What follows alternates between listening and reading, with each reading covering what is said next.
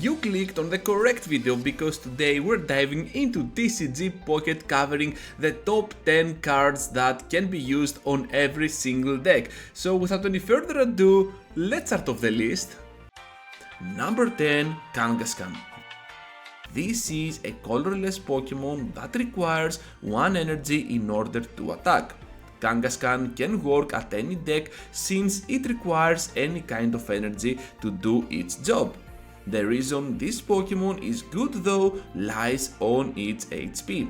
With 100 HP in total, it can survive multiple turns early on so that you can build your backline effectively.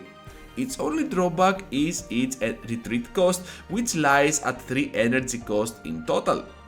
So this move, Dizzy Punch now, may do only 0 to 60 damage, but it's not only, it's always a risky move since it is a coin free based, but I'm not sure that this is a drawback. But still makes it a threat to the opponent at any time of the game because it can always hit for 60 damage, which is crazy for one Pokemon that is basic, using 1 energy, whatever that might be. Number 9, X-Speed. Perhaps one of the most powerful trainer cards. Lets your Pokemon retreat cost drop -1, which is always a game changer. Able to use it early on to retreat your damaged Pokemon or later on for a surprise switch into your built up backline Pokemon. Sometimes it can be used as a countermeasure to Sabrina. No matter what we say though, almost any deck needs to run X-Speed twice since it provides more play to your total gameplay, counterplaying at the same time the opposing strategy. And yes, if you haven't checked already, you can use double X-Speed in the same turn and retreat your Pokemon much faster and easier. Number 8, Greninja. Perhaps one of the most interactive evolved Pokemon. It can do so much work without leaving the bench. Greninja can be used at any deck with its juicy ability. Once per turn, Water Shuriken damages any opposing Pokemon of your choice for 20 damage. It might not seem much at first, but it really adds up. Or you can simply use this ability after the opponent retreats a damaged Pokemon. Can you imagine now if you bring a couple of Greninjas into play? I have done it once and 40 damage per turn and anywhere is the real deal. The ultimate reason that Greninja fits in a lot of decks is its energy cost for a move. Greninja's pre-evolutions require only 1 colorless energy to attack, and Greninja needs 1 colorless and 1 water energy to do its job. Some decks run Greninja without generating any water energy at all, and instead they use Misty just in case they need Greninja in the active spot. Number 7, Professor's Research. This could easily be a number 1 card since I cannot imagine any situation that you do not want to draw any cards at all. But it would be too obvious, so I'm just gonna mention it here and let it go. Professor's Research, as known as Professor Rogue, is the main equivalent of Pot of Greed in Yu-Gi-Oh! If you're familiar with Yu-Gi-Oh! That card is banned and there is an obvious reason for that. Going for 2 cards instead of 1 by using a card that requires no cost, well, that is broken. But in TCG Pocket, refreshing your hands with 2 new cards without any cost is always positive as well. The only drawback is that you just use your supporter card for this turn, so you cannot play something else like a Giovanni or Sabrina. Number 6, Meowth and Aerodactyl. Okay, I get you, this is a weird one, both of them, why Ganeto, on the same spot? Well, mainly because you cannot use both in a deck. Well, at least I do not recommend to do so. Moreover, I think they belong in the same rank of this list, so that's why I have listed them together. Meowth now has the ability to let you draw 1 card. That's it, nothing else. It's pretty good at the start of the battle where it might survive 1 extra turn. No need for a Persian, no need for anything else, just 1 Meowth and you will be fine. Its low HP doesn't help, so be prepared to lose a point or so in the process. Still though, drawing an extra card every single turn is immense. Aerodactyl now can be used like a countermeasure to Sabrina, and pretty much like any other card on this list can be used on any deck.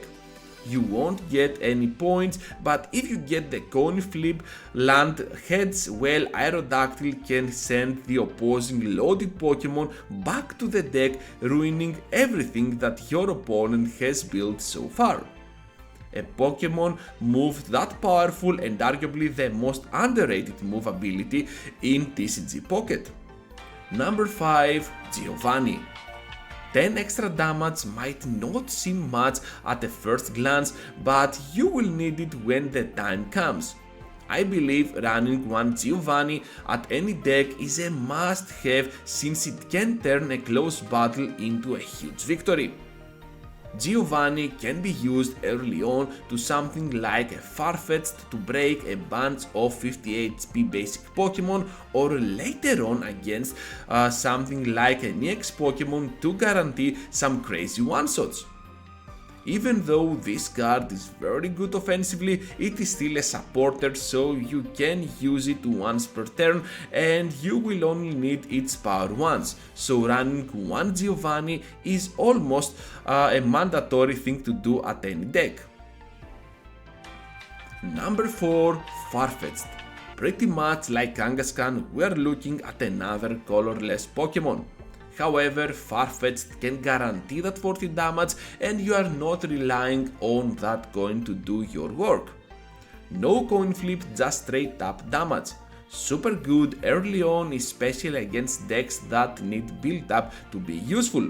I have found a lot of success against new to decks by using Farfetch'd early on.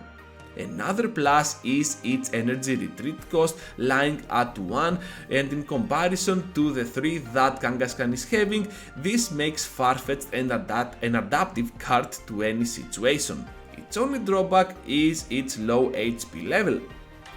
Number 3. Sabrina. This is a double copy must-have card on any deck, so be prepared to get Sabrina'd as well. Everyone runs Sabrina, and it's mainly because of its ability to force the opponent switch out. Some cards like X-Speed and Aerodactyl are perfect examples of Sabrina counters, but they are still situational. Later the game it gets, the easier it is for Sabrina to emerge. Number 2. Wheezing. Oh boy, how many times have I lost to Wheezing, one of the most, if not the most annoying Pokemon card in TCG Pocket. Poisoning constantly, and when damaged it returns back to the hand with Koga, providing no price point to the opponent. I have seen decks using Wheezing just for poison without generating any dark energy at all, and it still works. Can be used at any stall decks, but my favorite has to be with Dragonite. Another one that comes to mind is the Dark Water deck around Greninja and Wheezing, which is a must-try deck for sure for any trainer out there. Before we hop into the number 1 card, here are some notable mentions. First of all, Evolutions. Can be used at any deck as long as they are part fire, water or electric, or a mix of 2 of these typings. Potion. Even though 20 HP isn't much, any Pokemon can benefit from this effect. Pokeball.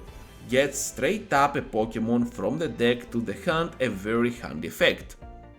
Hypno. Can put a Pokemon at sleep at any time with its ability, so building it up at the back at any deck can always be kinda good for you. Number 1. Red card.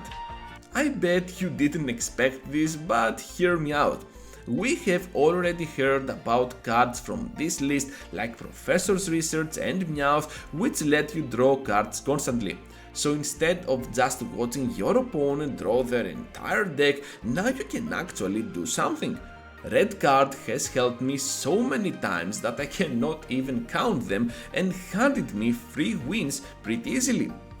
The optimal situation to play red card is when your opponent has at least 4 cards and /or uses Professor's Research to get more cards.